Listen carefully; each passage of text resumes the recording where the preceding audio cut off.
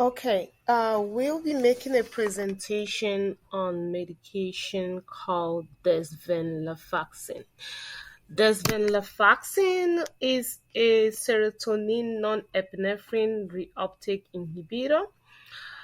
This medication is FDA indicated for the treatment of major depressive disorder, and it can also be used off label for the treatment of fibromyalgia, vasomotor symptoms of menopause, generalized anxiety disorder, social anxiety disorder, panic disorder, PTSD, and PMDD. So this medication, a little bit history and mechanism of action. This medication, desvenlafaxine, is an antidepressant medication. It belongs to a category of drugs that inhibits the reuptake of both serotonin and norepinephrine, known as SNRIs. So this venlafaxine is the primary active metabolite of venlafaxine. Therefore, the two agents are structurally similar in that they both contain two chemical rings that are not next to each other. So this medication, like I said before, has to be monitored. Periodic blood pressure needs to be monitored while on this desvenlafaxine medication. There are possible side effects of this medication. The side effects are nausea, dizziness, insomnia, excessive sweating, constipation, dry mouth, somnolence, decreased appetite, anxiety, seizure side effects, blood pressure increase, like I said before. It is also considered safe during breastfeeding. So, what are the dosage guidance? So, why this medication is also um, important to monitor the periodic blood pressures is also important for us to state the dosage guidance for this medication. Most times, it is expected to start there's venlafaxine 50 milligram every day, usually in the morning, due to the risk of insomnia. Some patients require increase to like 100 milligram every day. Dosing above 100 milligram every day is not recommended, as it only increases side effects without being more efficacious. The next we're going to be talking about the other side effects of this medication. Avoid using with MAOIRs. Other serotonergic medications has to be avoided while on desvenlafaxine. Less concern about drug interactions, less severe discontinuation syndrome, unlike other SNRIs.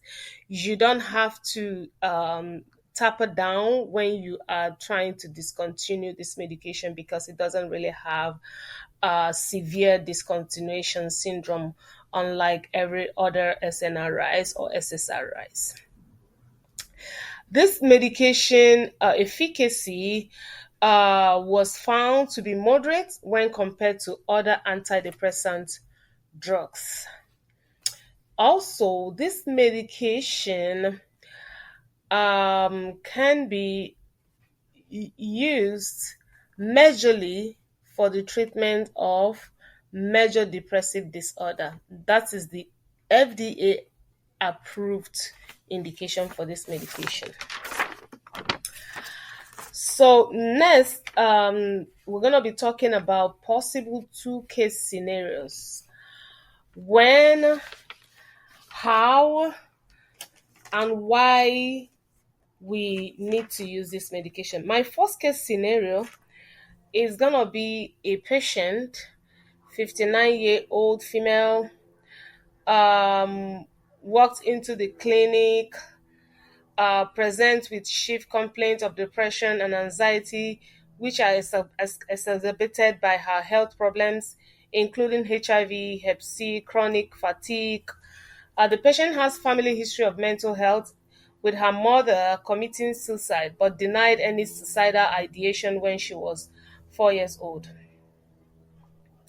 The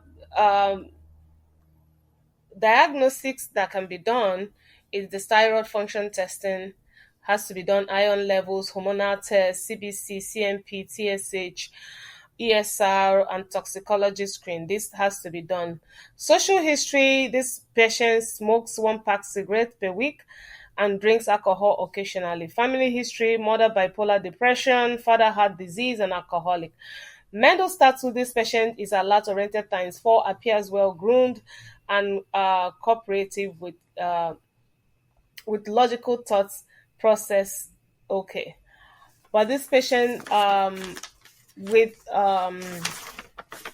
preceding the physical findings on this patient is he has lost a lot of weight, he's fatigued, he has low blood pressure, high heart rate, his allergy, no non-drug allergy. Differential diagnosis from findings can be medical disorders, personality disorders, bipolar disorder, PTSD, alcohol, drug use disorder. What are the treatment plan? Desvenlafaxine can be started for this patient because this patient has history of liver kidney diseases, and this medication can be used for patients that have those conditions, and that is why we have to use it. We can start him with 50 milligram every day in the morning. We can continue. He can continue with other home medications related to his HIV and other conditions. We can also refer him to start therapy, CBT, and every other therapy to help with this medication in order to control his depression. This patient has to be educated on this medication. Taking the medication as prescribed is very critical. Uh, he has to be educated to report any chest pain or adverse side effects of to the provider, monitor blood pressures daily, and report any increase in blood pressure. Okay. Um, the second case scenario, when not to give this medication, is a patient is 62-year-old female, Caucasian, diagnosed with a generalized anxiety disorder 2.5 years ago, presented with prominent anxiety and secondary depressive symptoms. The patient stated, "I feel so sad." Past medical history of hypertension, diabetes, type 2 diabetes, diagnostics that was done, hemogram was done, hepatic, renal function test, CMP, CBC.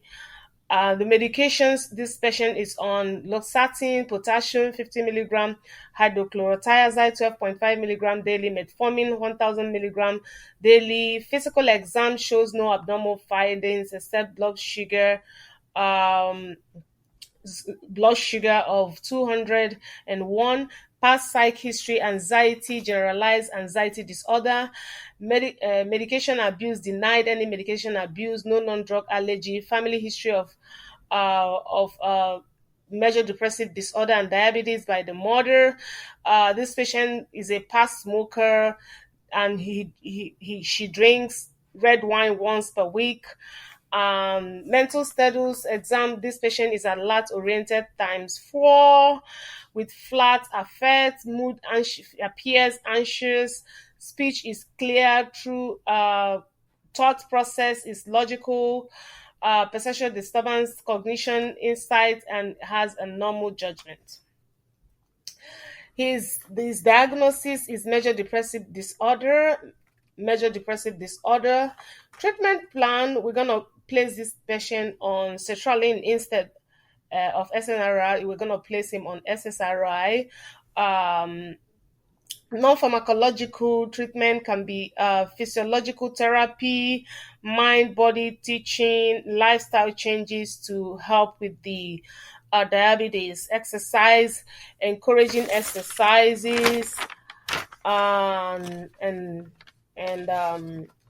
dieting. How does cultural diversity affect